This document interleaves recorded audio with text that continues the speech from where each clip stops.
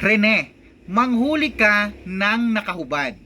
O Rene, manghuli ka ng nakahubad. Alin ang tama? Nang na maiksi o nang na mahaba?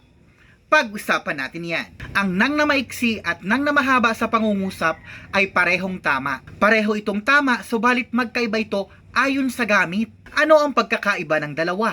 Rene, manghuli ka ng nakahubad. Nang ang ginagamit kapag sumasagot sa tanong na ano. Ano ang huhulihin ni Rene? Si Rene ay manghuhuli ng nakahubad. Rene, manghuli ka ng nakahubad. Nang naman ang ginagamit kapag sumasagot sa tanong na paano at gaano. Paano manghuli si Rene? Si Rene ay nakahubad habang nanghuhuli. Magkaiba, di ba? Ito pa ang halimbawa. Mag-aral kayo ng mabuti. Mag-aral kayo ng mabuti.